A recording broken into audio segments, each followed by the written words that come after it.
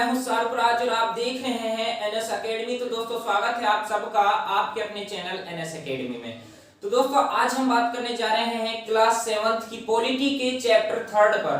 और चैप्टर 3 में हम समझेंगे कि राज्य शासन किस तरीके से काम करता है, उसकी काम करने की प्रक्रिया क्या है। अब दोस्तों देखिए यहाँ पे आप अगर एक चीज सोच रहे होंगे या फिर इमेजिन कर रहे होंगे, जब हम क्लास 6 पॉलिटी का अध्ययन कर रहे थे तो वहां पे क्या था, वहां पे हमने पंचायती राज व्यवस्था के बारे में जाना था।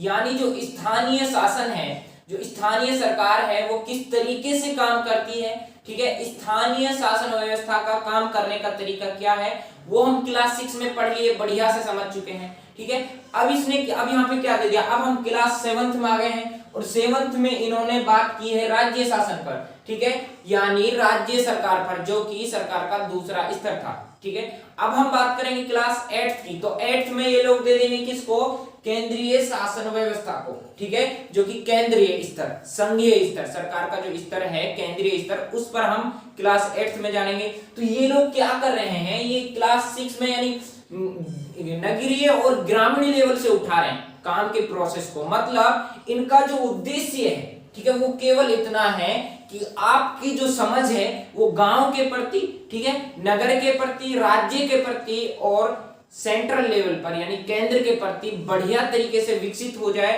तो यहाँ पे जो इनका मकसद है वो आपकी समझ को लेकर है कि केवल आपको अपनी समझ बनानी है। ठीक है, इनसे क्या करना है, इनको आपको पढ़ना है और समझना है। यानी समझ यहाँ पे इंपॉर्टेंट है, तो समझ आपको अपने अंदर पैदा करनी है और इसीलिए आप क्लास 6 की, क्लास 7th की पॉलिटी का अध्ययन करते हो। वो पॉलिटी ही नहीं, वो कोई भी सब्जेक्ट हो सकता है। तो यहाँ पे अपनी समझ पैदा करने के लिए तो चलिए हम करते हैं स्टार्ट यहाँ पे बिना टाइम वेस्ट किए हुए। तो दोस्तों हमारे चैप्टर का नाम है राज्य शासन कैसे काम करता है। अब यहाँ पे सोचिए राज्य शासन कैसे काम करता है। तो काम करता है तो कैसे से पहले आप समझिए कि राज्य शासन के काम क्या है, राज्य के कार्य क्या है। ठीक है, अब पता नहीं है आपको कि राज्य के काम क्या है, कार्य क्या है, और आप बात कर रहे हैं कि राज्य शासन काम कैसे करता है, तो आप नहीं बता सकते हैं। ठीक है, तो काम करने की प्रक्रिया को जानने से पहले आपको पता होना चाहिए कि राज्य के काम क्या है। तो देखिए आप सभी पहले से ही जानते हैं, हालांकि इतना बेसिक नहीं बताना चाहिए, फिर भी जो आपके कॉन्सेप्ट हैं वो क्लियर हो जाएं, इसलिए मैं आपको यहाँ पे बता रहा हूँ। देखिए राज्य के कार्यों की हम बात करें, देखिए आप स्वास्थ्य के लेवल पर देख लीजिएगा, ठीक है, जल के लेवल पर देख लीजिएगा, सफाई के लेवल पर, शिक्षा के लेवल पर, भोजन के लेवल पर, सड़क के लेवल पर, और भी बहुत सारे कार्य हैं जो मैंने आपको क्लास 6 की पॉलिटी में बताए थे नगरीय और ग्रामीण इलाके के आधार पर। उसी आधार पर आप उन्हीं सभी फैक्ट्स को आप ले सकते हो और उनको रख सकते हो राज्य के आधार पर। ठीक है, तो ये सभी क्या है, ये राज्य के काम हो गए। अब इनको काम कैसे करता है, यानी इनको लागू करने या फिर इनको प्रयोग में लाने का काम कैसे करती है राज्य सरकार, ये यहाँ पे हमको जानने की जरूरत है। ठीक है, और ये चैप्टर भी हमको यही बताने की कोशिश करता है। अब देखिए, अब आपको पता चल गया कि राज्य के काम कौन कौन से हैं। ठीक है, अब ये पूछ रहा है कि राज्य शासन कैसे काम करता है। ठीक है, चैप्टर का नाम ही यही है, तो हमको इसी का अकॉर्डिंग चलना है ना। तो अब ये पूछ रहा है कि राज्य शासन कैसे काम करता है। अब हमको पता चल गया कि काम क्या है। अब यहाँ पे देखिए, अब जो राज्य शासन है उसके काम के बारे में तो हम जान चुके हैं, लेकिन हमको पता नहीं है कि वो काम कौन करते हैं या फिर कौन लोग करवाते हैं। ठीक है, अब ये भी जानने की जरूरत है कि भाई उन कामों को करवाता कौन है। ठीक है, वो कौन प्रतिनिधि हैं, वो कौन लोग हैं जो राज्य के द्वारा या राज्य शासन के थ्रू उस राज्य के काम को करते हैं। उसके बाद जब आप समझ जाओगे काम को कौन करता है, ठीक है, उसके बाद आपको ऑटोमेटिक ही या फिर आप अपने विवेक से ही इमेजिन कर लोगे कि किस तरीके से उस काम को किया जाता है। ठीक है, फिर मैं आपको बताऊंगा उस काम को कैसे किया जाता है। तो अब देखिए वो कौन लोग करते हैं। देखिए आप सभी बेसिक जो कॉन्सेप्ट है वो यहाँ पे हमारा क्लियर करने का मकसद है। तो देखिए प्रत्येक राज्य में क्या है, प्रत्येक राज्य में अपनी अपनी अलग अलग क्या है, विधानसभाएं होती हैं।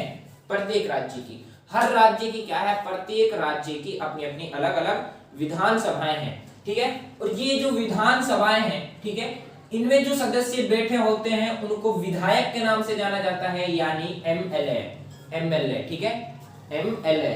मेंबर ऑफ लेजिस्लेटिव, ठीक है, मेंबर ऑफ लेजिस्लेटिव असेंबली। अब देखिए जो यहाँ पे जो लोग बैठे होते हैं विधानसभा के अंदर, जो लोग बैठे होते हैं, जो सदस्य होते हैं, उनको विधायक के नाम से जाना जाता है, या फिर आप बोल सकते हो एमएलए, ठीक है। एमएलए यानी मेंबर ऑफ लेजिस्लेटिव असेंबली, ठीक है। अब यहाँ पे आप समझिएगा इनको थोड़ा ध्यान से देखिए। भारत के राज्य, भारत है, ठीक है, और भारत क्या राज्यों में बटा हुआ है, उसी तरीके से प्रत्येक राज्य की अपनी अपनी एक अलग विधानसभा होती है। विधानसभा में रहने वाले सदस्य को विधायक के नाम से जाना जाता है, यानी एमएलए के नाम से जाना जाता है। अब जो ये एमएलए होते हैं, जो विधायक होते हैं, इनका क्या होता है, इनका चुनाव होता है, जनता के द्वारा इनका चुनाव किया जाता है। और ये जब चुनाव इनका हो जाता है, अब देखिए जो एमएलए होता है, यहाँ पे ध्यान से समझिएगा, आप थोड़ा समझने की कोशिश कीजिएगा। देखिए यहाँ पे मैं कर लेता हूँ, मान लीजिए एमएलए है, तो एमएलए क्या है, एमएलए का चुनाव कर रही है जनता, जनता के द्वारा उनको चुना जा रहा है एमएलए को। तो एमएलए क्या है, अलग अलग पार्टी से खड़े होते हैं या नहीं होते हैं। कोई हो गया बीजेपी, ठीक है, उसके अलावा आप कांग्रेस हो गया, ठीक है, उसके अलावा और शिवसेना, कोई भी जो आप लेना चाहो वो ले सकते हो, ठीक है। तो अलग अलग पार्टी से ये क्या होते हैं, खड़े होते हैं। अब मान लीजिए कोई भी स्टेट का यहाँ पे एग्जांपल ले लेते हैं। यहाँ पे हमने एग्जांपल ले लिया है हिमाचल प्रदेश का, ठीक है। अब हिमाचल प्रदेश में निर्वाचन क्षेत्रों की संख्या है 68। अब देखिए जो ये है, जो राज्य है, जो स्टेट है, ठीक है, उसकी अपनी एक अलग विधानसभा तो होती है, ठीक है, विधानसभा एक ही होती है, एक राज्य में एक होती है, लेकिन वो राज्य निर्वाचन क्षेत्रों में बटा हुआ होता है। मोस्ट इंपोर्टेंट है, निर्वाचन क्षेत्रों में क्या हुआ होता है, बटा हुआ होता है, ठीक है। जैसे कि भाई यहाँ पे मान लीजिए हिमाचल प्रदेश है, तो अब हिमाचल प्रदेश अलग अलग निर्वाचन क्षेत्रों में बटा हुआ है, ठीक है। तो इस तरीके से जो हिमाचल प्रदेश है, वो निर्वाचन क्षेत्रों की संख्या कितनी है, वहां पे 68 है, ठीक है। और हर निर्वाचन क्षेत्र से एक विधायक का चुनाव होता है, ठीक है, यानी एक विधायक वहां से चुनकर आता है, जनता के द्वारा उसको चुना जाता है, और उसके बाद वो यहां से जब उसका चुनाव हुआ निर्वाचन क्षेत्र से जीतने के बाद, वो विधायक बनने के बाद कहां पे जाता है, विधानसभा के अंदर बैठता है, यानी विधानसभा का सदस्य बन जाता है, ठीक है। अब मान लीजिए जो यहाँ पे गए, ये अलग अलग पार्टी के होते हैं। अब इसी तरीके से जो ये संख्या है, इसकी देखिए कोई निश्चित संख्या नहीं है। जैसे कि भाई इसमें हिमाचल प्रदेश में इनकी संख्या कितनी हो गई निर्वाचन क्षेत्रों की, 68। उसी तरीके से किसी अन्य राज्य की अलग है, ठीक है, यूपी की अलग है, हरियाणा की अलग है। ये डिपेंड करता है वहां की जनसंख्या पर, किस पर, जनसंख्या पर। तो यहाँ पे कोई निश्चित संख्या है नहीं, ये जनसंख्या पर डिपेंड करता है, कहीं पे ज्यादा भी हो सकती है, कहीं पे कम भी हो सकती है, ठीक है। अब यहाँ पे देखिए जो निर्वाचन क्षेत्र से जो चुनकर गए जो सदस्य, ठीक है, जो विधायक थे, वो अलग अलग पार्टी से खड़े होते हैं, ठीक है, बीजेपी हो गई, कांग्रेस हो गई, और भी कोई भी पार्टी आप ले सकते हो। यहाँ पे मैंने 3 पार्टीज ली हुई है, शिवसेना हो गई, कांग्रेस हो गई और बीजेपी हो गई। अब मान लीजिए वहां पे 68 निर्वाचन क्षेत्र है, तो सीधा बात है 68 विधायक ही जाएंगे, 68 सदस्य ही विधानसभा तक जाएंगे। अब 68 सदस्यों में से जिस पार्टी के ज्यादा सदस्य होंगे, चाहे वो बीजेपी के हो, चाहे वो कांग्रेस के हो, चाहे वो शिवसेना के हो, जिसके भी ज्यादा हो गए उसको क्या मिल जाएगा, उसको बहुमत मिल जाएगा, ठीक है, बहुमत। यानी जिस दल के ज्यादा सदस्य विधायक बन गए उसको आप नाम दे दो बहुमत दल या फिर सत्ताधारी दल, यानी सत्ता में रहने वाला दल, सत्ताधारी दल, ठीक है। अब जो ये मान लीजिए यहाँ पे बीजेपी के ज्यादा विधायक, यानी बीजेपी के जो निर्वाचन क्षेत्र थे, उन निर्वाचन क्षेत्रों में से ज्यादातर जो सदस्य हैं वो बीजेपी के जीते हैं, यानी बीजेपी के विधायक बने, और वो बनकर यानी जनता के द्वारा उनका चुनाव हुआ और प्रतिनिधि बनकर वो कहां बन गए, यानी विधानसभा के सदस्य बन गए। अब विधानसभा में अब आप यहाँ पे केवल अभी तो विधायक के बारे में जान रहे हो, विधानसभा के बारे में जान रहे हो, ठीक है। अब जो यहाँ तक वो गए, ये लोग जो गए, अब यहाँ पे मान लीजिए बीजेपी का बहुमत है। अब बीजेपी का बहुमत है तो बीजेपी के जितने भी विधायक हैं 68 में से बीजेपी के जितने भी विधायक हैं, ध्यान से सुने, 68 यहाँ पे देखिए, मैं इसको थोड़ा क्लीन कर देता हूं, उसके बाद आपको बढ़िया से समझ में आ जाएगा। देखिए थोड़ा टाइम से कोई वो है नहीं, हमको बढ़िया से समझना चाहिए बस। अब 68 विधायक में से मान लीजिए बीजेपी के कितने गए, 40 ले लीजिए, ठीक है, तो 40 बीजेपी के गए हैं, ठीक है, उसके अलावा 20 कांग्रेस के ले लीजिए, ठीक है, और 8 शिवसेना के ले लीजिए। तो अब ज्यादा किसके गए हैं? ज्यादा गए हैं बीजेपी के। तो बीजेपी क्या हो गया? बीजेपी हो गया बहुमत में। तो बहुमत में होने की वजह से अब ये क्या करेगा कि इसके जो सदस्य हैं, बीजेपी के जो विधायक हैं, वो क्या करेंगे? वो अपने नेता का चयन करेंगे, ठीक है। अब मान लीजिए यहां से तो ये एक एक निर्वाचन क्षेत्र से, मतलब अलग अलग निर्वाचन क्षेत्र से अलग अलग विधायक बनकर गया, लेकिन यहाँ पे जाकर वो बैठते हैं, ठीक है, सभी सदस्य एक साथ रहते हैं। तो इनमें जो सदस्यों का जो विधायक होता है, यानी जो विधायक होते हैं, ये क्या करते हैं? सभी मिलकर अपनी पार्टी से, यानी बहुमत वाला दल अपने नेता का चयन करते हैं, ठीक है। अब मान लीजिए बीजेपी के जो 40 हैं, ये 40 में से एक को इन विधायकों ने अपना नेता का चयन कर लिया, ठीक है, चयन कर लिया। तो अब जिस नेता का इन्होंने चयन किया, ठीक है, वो आगे जाके क्या बनता है? वो बनता है मुख्यमंत्री, ठीक है, यानी सीएम। अब मुख्यमंत्री बना। अब मुख्यमंत्री देखिए, मुख्यमंत्री यहाँ पे एक मिथ है, बहुत बड़ा मिथ है, समझिएगा इसको। जो ये है ना, ये 40 में से जो इन्होंने अपने नेता का चयन किया, विधायकों ने क्या किया है? मुख्यमंत्री का विधायकों ने केवल चयन किया है, ठीक है, लेकिन उसकी नियुक्ति कौन करता है? इंपॉर्टेंट फैक्ट है। उसकी नियुक्ति कौन करता है? उसकी नियुक्ति करता है राज्यपाल। कौन करता है? राज्यपाल। राज्य का होता है, प्रत्येक राज्य का अपना अपना एक राज्यपाल होता है। जैसे कि आप सेंट्रल लेवल पर देखते हो तो राष्ट्रपति होता है। कौन होता है सेंट्रल लेवल पर? राष्ट्रपति।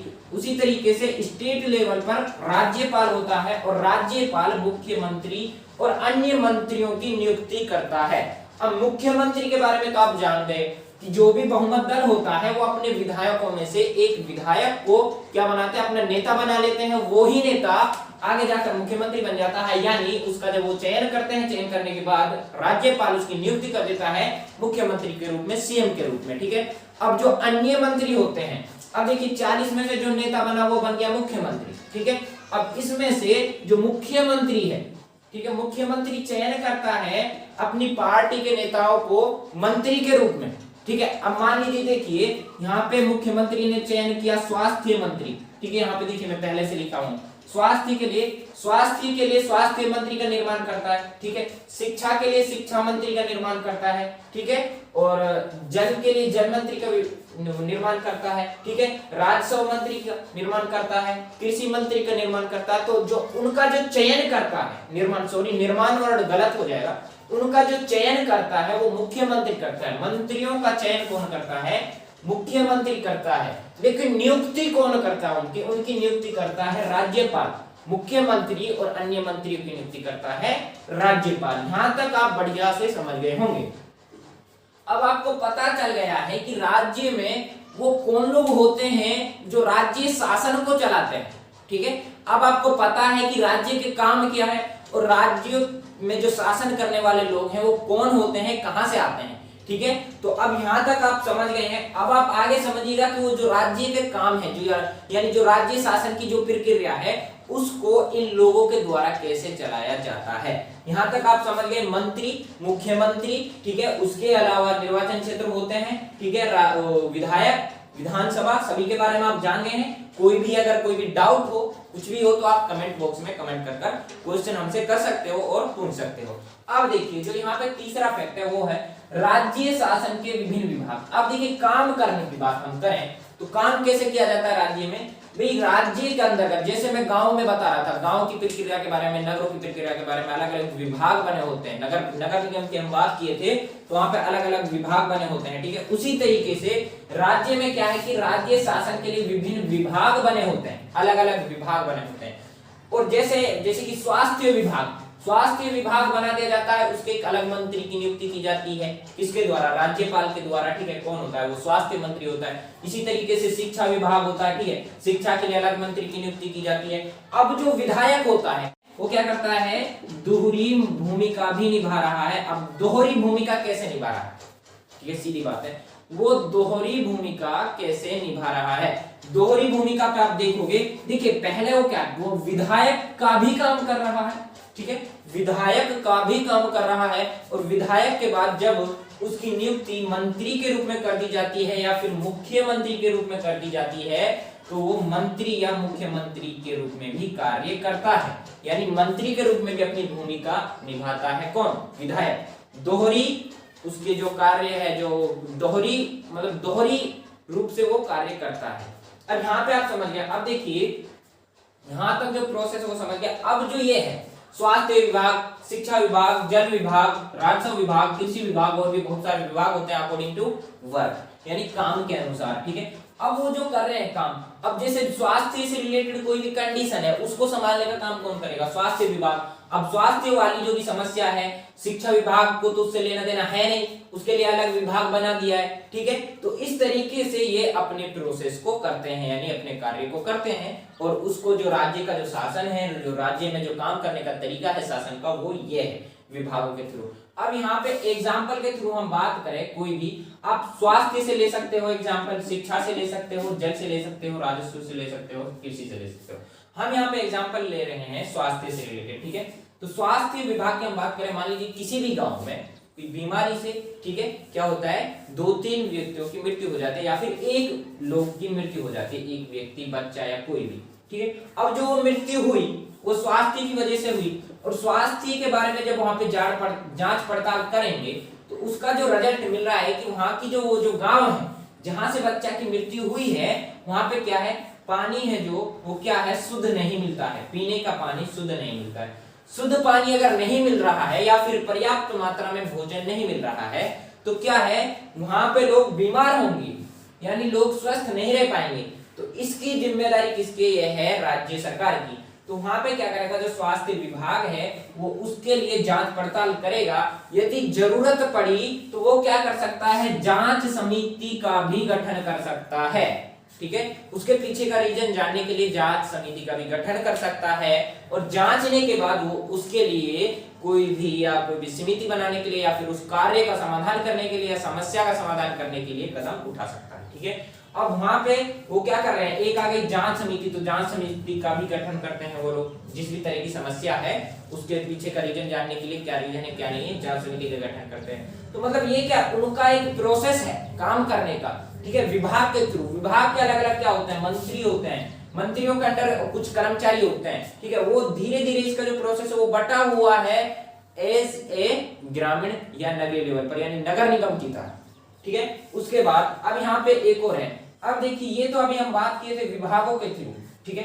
क्या विभागों के अलावा अन्य कोई भी ऐसा तरीका है जिसका योगदान राज्य शासन कैसे काम करता है, यानी राज्य शासन के काम में होता है, कोई ऐसा भी माध्यम है, किसी ऐसे साधन का भी योगदान है जो कि राज्य शासन के काम को प्रभावित करता हो, ठीक है, विभागों के अलावा, ठीक है। वो है प्रेस वार्ता।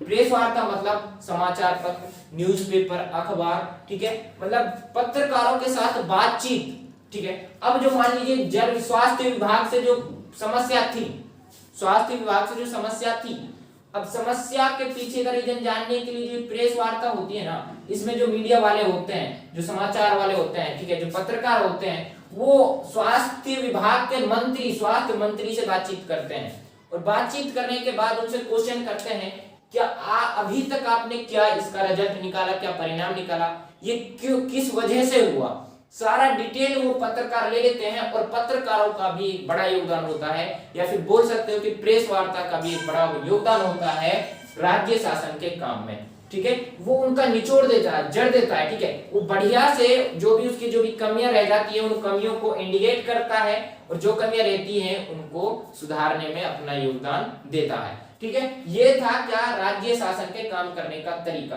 यहाँ पे आप बढ़िया तरीके से समझ चुके हो जो भी फैक्ट्स थे। अब देखिए जो विधानसभा है, विधानसभा को आप यहाँ पे एक बार थोड़ा बेसिक सा और जान लीजिएगा। विधानसभा को आप रिलेट कर दीजिए सेंट्रल लेवल पर संसद से। जिस तरीके से संसद होता है, ठीक है, संसद में क्या है, लोकसभा, राज्यसभा, और वहां पे क्या किसी भी मुद्दे को लेकर, किसी भी कानून को लेकर, किसी भी विधि को लेकर क्या बहस चलती है, ठीक है। बहस से मेन रिजल्ट क्या मिलता है, किसी भी गलत चीज को लागू करने से रोका जा सकता है। उसी तरीके से विधानसभा में भी क्या है, बहस चलती है। विधायक, देखिए विरोधी दल के भी विधायक होते हैं, ठीक है, और सत्ता दल के भी विधायक होते हैं। अब जो ये 40 जो विधायक थे सत्ता दल के, बहुमत दल के, ठीक है, ये कोई भी नियम, कानून, कंडीशन लाना चाहते हैं तो ये जो विरोधी दल के जो है ना नेता, जो विधायक हैं जो विरोधी दल के, ये क्वेश्चन करते हैं उस विधानसभा में, ठीक है, जब विधानसभा चलता है तो वहां पे वो क्या करते हैं, क्वेश्चन करते हैं, कमियां निकालते हैं, ठीक है, और उन कमियों को सुधारने के लिए में सत्ता दल का महत्वपूर्ण योगदान सहारा करते हैं, यानी सत्ता दल को प्रभावित करते हैं, इंडिकेट करते हैं कमियों के प्रति, ठीक है। तो इनका भी अपना योगदान होता है। इसको रिलेट कर दीजिएगा आप किससे, संसद से, बढ़िया तरीके से आप वहां से समझ सकते हो। देखिए जो मेरा मकसद था यहाँ पे आपको कोई बढ़िया से डीप से कोई न्यू फैक्ट जोड़ना नहीं था, ठीक है। वैसे भी मैं यहाँ पे आपको बताया हूँ, मेरा मकसद इतना है कि एनसीईआरटी आपको केवल इतना समझाने की कोशिश करता है कि आप जो राज्य है, राज्य सरकार है, उसके बारे में आपकी समझ कहां तक सीमित है, ठीक है, आप जड़ तक जा सको। और जो ये क्लास 6 में जो बता रहा है ना, उसकी जड़ ही बता रहा है। आगे जाकर ये जिस तरीके से आप बढ़ते जाओगे क्लास 9, 10, 12 इस तरीके से, तो इनका जो प्रोसेस है वो भी बढ़ता जाएगा, ठीक है। तो यहाँ पे क्या है, केवल 6 और 7 और 8 में आप अपनी समझ बना लीजिए बढ़िया से। अब ये समझ इस तरीके से बनेगी जब आप इस तरीके से अध्ययन करोगे, सोच विचार करोगे, चिंतन करोगे, तभी जाकर आपके कॉन्सेप्ट क्लियर हो सकते हैं। तो दोस्तों यदि आपको वीडियो पसंद आई हो तो आप हमारे चैनल को सब्सक्राइब कर दीजिए और पास में बेल आइकन वाली बटन को हिट कर दीजिए। यदि आप हमारे चैनल पर न्यू हैं, सब्सक्राइब करने के साथ साथ शेयर जरूर करें। देखिए अभी जो क्या करना है, आपको ज्यादा से ज्यादा शेयर करें ताकि ज्यादा से ज्यादा बंदे हमारे साथ जुड़ सके, और जितना ज्यादा टाइम अब हमको लग रहा है उससे कम टाइम लगे, क्योंकि अगर ज्यादा से ज्यादा बंदा हमारे साथ जुड़ेंगे तो हम जो भी टेक्निकल जो प्रोसेस होता है उसको बहुत जल्दी से ला देंगे, और आपका जो टाइम का जो प्रोसेस है वो बहुत कम समय में बहुत बढ़िया फैक्ट्स हम आपको देते रहेंगे। तो दोस्तों इसलिए आप ज्यादा से ज्यादा शेयर करें। तो दोस्तों बने रहिए हमारे साथ, मिलते हैं एक न्यू वीडियो में न्यू टॉपिक के साथ, तब तक के लिए थैंक यू सो मच।